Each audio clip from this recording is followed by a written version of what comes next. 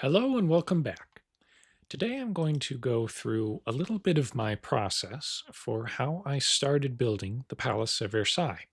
If you've been following my videos, you'll have seen that I've done quite a bit since I started this back last September. These were a series of videos I took while I was actually starting out, and I did put these into a short back in December, really sped up, showing what I did. But here I'll discuss the process, how I went about it. So, looking at the floor plan, I made some estimates on what the sizes of the rooms should be, especially the Hall of Mirrors. The Hall of Mirrors has definitive dimensions, which, looking up online, I estimated erring on the larger side to have the right footprint for at least the Hall of Mirrors. And I extrapolated out from there. I tried to have the number of windows along the facades, the count be correct. I went with 2 block wide windows because I didn't want them to be too large.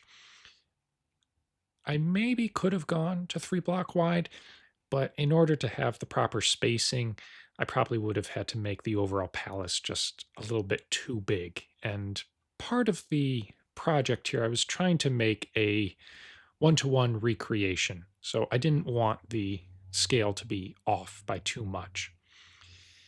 Now, I wanted to start with the basement, or really the sub-basement. I didn't find any plans on what that looks like in the real palace. I figured that it must have very deep foundations, being such a large old building. The other important thing was that the palace is set up on a hill. So when I had this nice flat area, which is part of my forever world, which I started 9 years ago and has plenty of other buildings and all natural generated terrain. Uh, for this, I flattened out a good bit of plains biome just so I had a blank canvas to work with. And I wanted to make sure that the palace was set up high enough that I could have a realistic gradual slope down to the Grand Canal, down to the city of Versailles. Looking back, I probably should have made the palace just a little bit taller, maybe like 3 or 4 blocks higher up. But, that's just one of those things I have to live with. Once I had the foundation set, I used the clone command to put layer by layer on top because I wasn't going to sit down and build all of the walls block by block. That would take forever. Then I went to work on the facade. The first facade that I worked on was the garden facade that houses the Hall of Mirrors.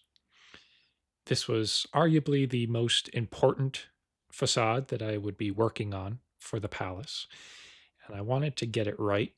I looked at reference pictures to try to figure out uh, what the pattern should be for columns, pilasters, and since I did this work back in September, I have made some changes to the order.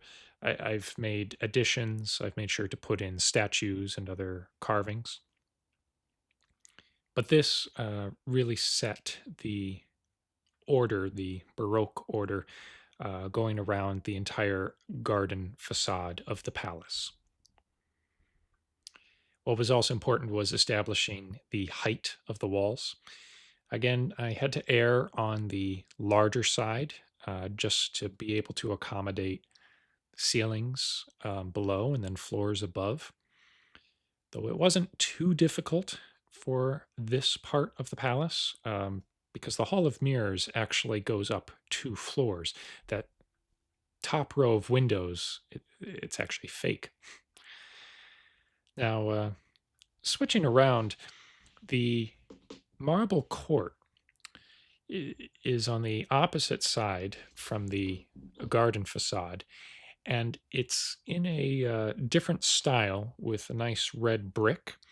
This is the oldest part of the palace, and that red brick facade actually goes back to the hunting lodge that was here, built by Louis XIII. That's what Louis XIV inherited and greatly expanded. The Baroque outer facade that faces the garden was called the envelope. It was built in several stages, but as a way to preserve the internal original body of the chateau, which had the brick face facade. What's also interesting is that, unlike the envelope that surrounded the original chateau, the original chateau was built to have multiple levels. So you don't necessarily have those fake windows up above. The height of the floors is actually a little bit different as well. And I had to play around with it a little bit just to try to work the balance of what the height of the stories on the internal part of the palace should be compared to the external envelope rooms. And that was something that continued on well after I had established this. Every once in a while, I'll take a look at the palace and make certain adjustments here and there. By now, with the exception of the Hall of Mirrors and its flanking salons, I've done all of the rooms inside the main body of the palace. So I think I'm pretty settled with how those are. But once I establish an order for a facade, then I just make sure that it continues all the way around. Like I said, the spacings of the windows, it's estimated. I actually had to go back months later and readjust the window spacing for the marble court because I realized that I had miscounted when looking at the blueprints. And it did mean that I had to change the interiors just a little bit here and there, but it didn't take me more than a couple of hours to make the fix. But the marble court originally, I had 1, 2, 3, 4, 5, 6 windows. It actually was supposed to be 6 windows, but I was counting 7 with an even spacing in between each of them. And then I realized that that's only on one side, the north side of the marble court, where there are, in theory, 7 windows going across. But one of those windows is actually just a slit that's in between 2 pilasters. And it's really not evident from the outside. And the inside, there's just a well that goes towards it. So that's why I got a little confused on the window spacing. The dormers were also something that I changed multiple times, especially with the introduction of the shelf blocks into Minecraft. I came up with a much more elegant way to build the gilded dormers. When I first built this, it was also before I changed the texture for iron trapdoors to have a nice 3x3 white painted window kind of pattern. That's something that has really come in handy and also makes dormers look a lot better than just this texture that I have for glass panes.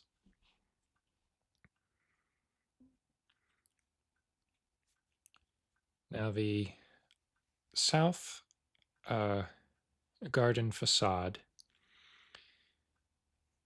like I said, I just continued the order that I had established. And even though this is something where I could do the clone command and just go up and up and up, sometimes I do like to go layer by layer manually just to make sure that I don't mismeasure anything, to make sure that I get the details right. And it doesn't really take all that long.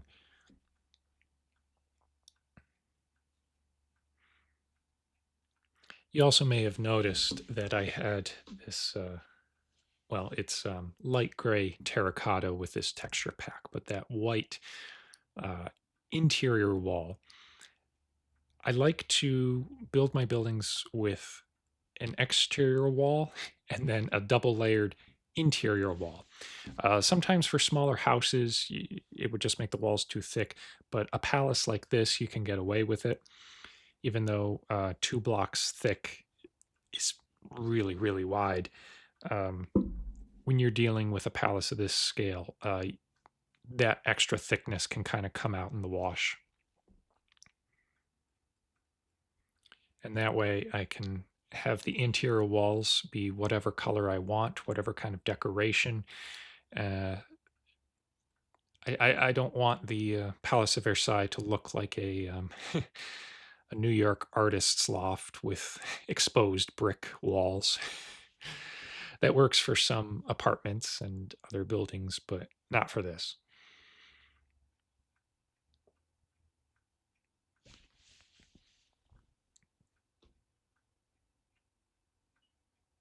If anybody has an idea on how to keep the sun stationary when I'm building so that I don't have to constantly set the time to 0, please let me know. I haven't been able to figure that out yet.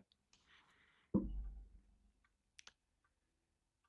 you can see that I did continue with the 2 block wide windows, with the exception of a single 3 block wide window, um, which is right in the middle of the 3 windows on the south side and the accompanying north side of the salons that flank the Hall of Mirrors.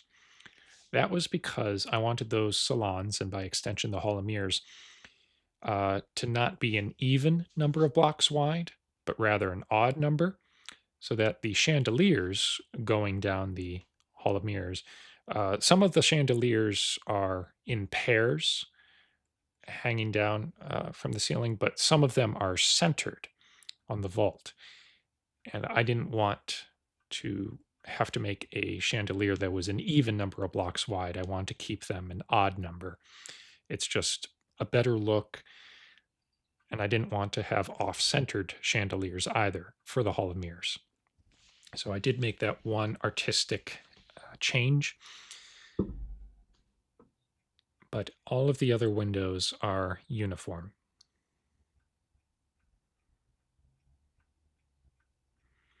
Another change that I may have made if I knew now what I didn't know then, I might have made the wings, the south wings and the north wing, a little bit longer.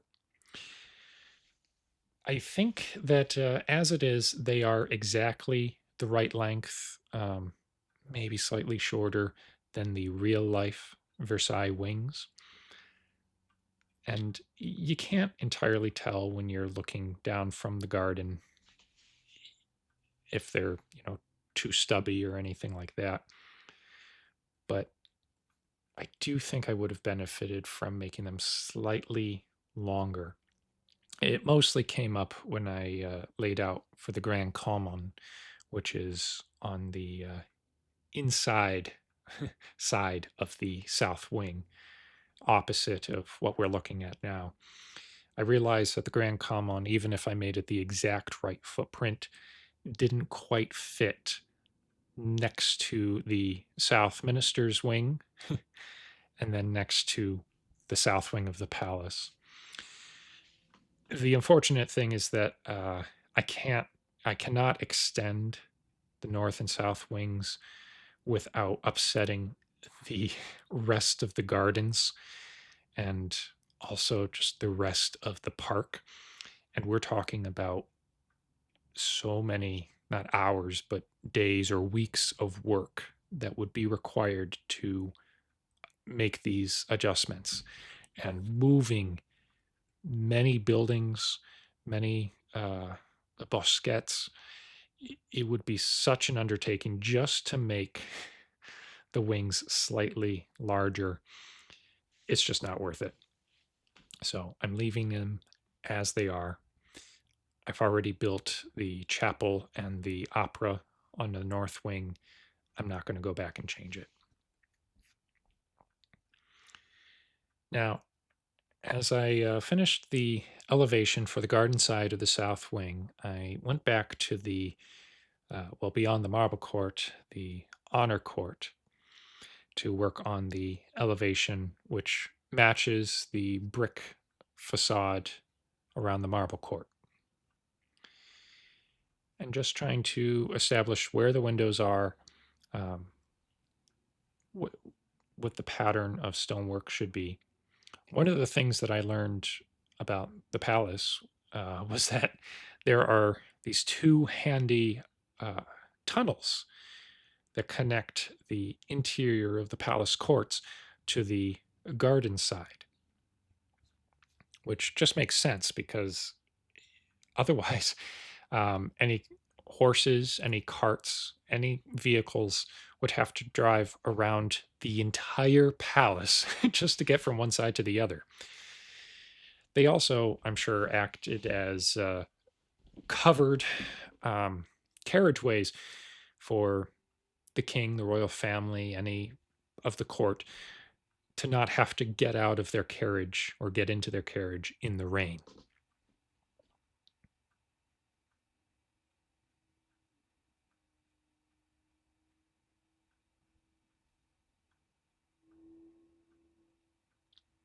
It wasn't until much later that I would add the statuary on the upper facade. The interior facade also has these nice mansard roofs, which are used elsewhere in the palace. They're definitely used in the city of Versailles. They're very popular, very stereotypically French. But you don't see those mansard roofs on the Baroque garden facade of the palace.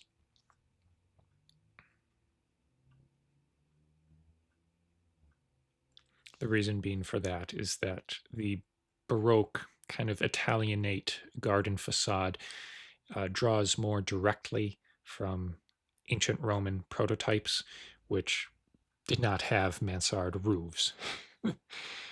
The Roman construction wasn't necessarily known for having dormers or steep attic roofs. That was something that's generally more associated with Gothic architecture. Not saying that the interior facade, the original chateau, was necessarily Gothic, but it borrows more Gothic elements than being strictly Baroque, strictly Renaissance.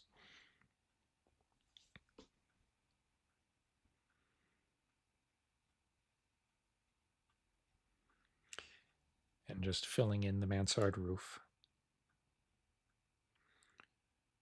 which you can already see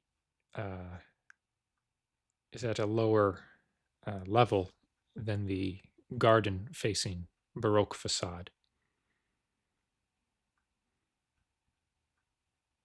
By the time that I finished up the main body of the palace, it became very apparent what the original chateau was and then what the envelope was that surrounded it.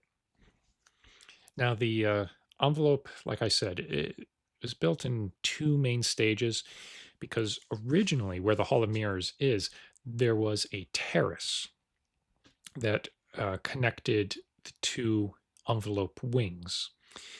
But the terrace was a bit of a practical nightmare. And there was also a need to have like a major room, a major indoor space, which the Hall of Mirrors ended up fulfilling. So that terrace was filled in with the Hall of Mirrors, and the garden facing facade was made complete.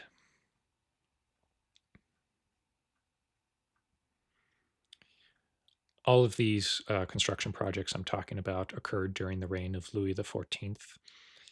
There were a number of interior projects done by Louis XV, and at the end of the reign of Louis XV, the opera was finally built under the north wing.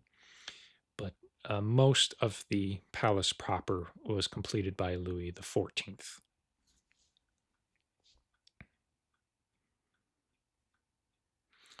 You can see that I'm adding busts around on the walls. Those were also details that I made adjustments to later on using armor stands.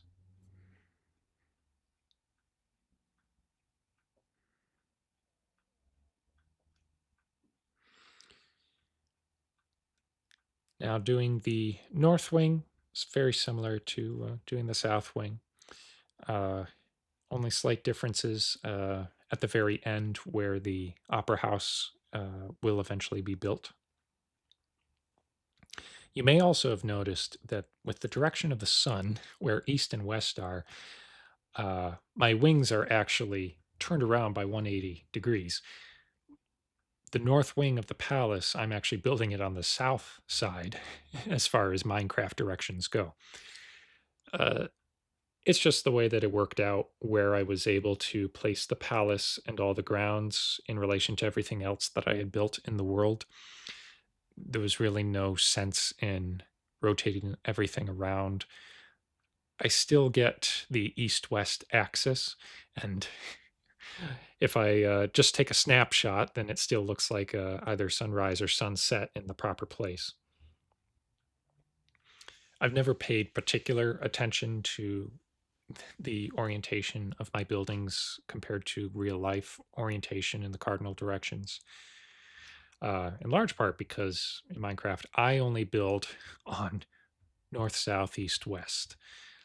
There have been a couple of times that I've tried to do diagonal buildings, and it drives me nuts, especially when trying to do the interior.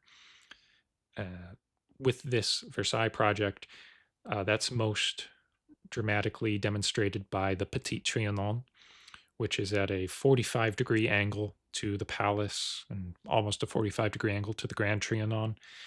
I was not about to do that. I just rotated the Petit Trianon along with its accompanying buildings and formal gardens, rotated them entirely by 45 degrees.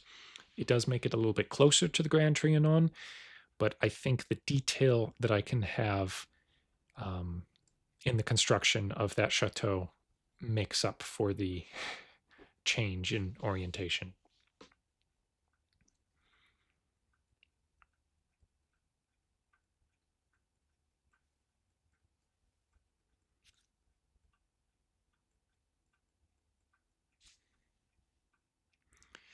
Now, we're nearing the end of this video because I did not record myself building the chapel or the opera house or a lot of the interiors because there's just not that much to see. I thought that the elevation was a nice enough thing to record.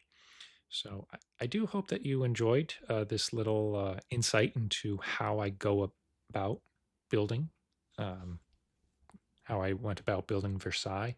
I do have some other videos that go into a bit of detail on how I construct other buildings based off of research online, floor plans, Google Maps, just plain pictures, things like that.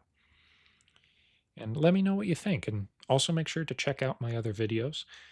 As I said at the beginning, this is uh, old work that I've done on Versailles, and I have done a lot since. And here at the end of the video, I'll do just a quick flyover to show how it looks now. And also, feel free to download the world file as well as the texture pack. I have those linked on my page to Planet Minecraft. Let me know what you think. I'm always looking for feedback, and I'm always looking for ideas. Making this video was an idea from a commenter that I was very happy to oblige. And I hope to see you at the next one. I'll also try to mix in some videos that aren't necessarily Versailles related, but I am getting close to finishing the project. I think that I should have it finished sometime over the summer. I'm pretty excited about it, and I'll be happy when I can make a final video that includes the Hall of Mirrors and everything else nice and polished detail. So once again, thank you very much, and I'll see you at the next video.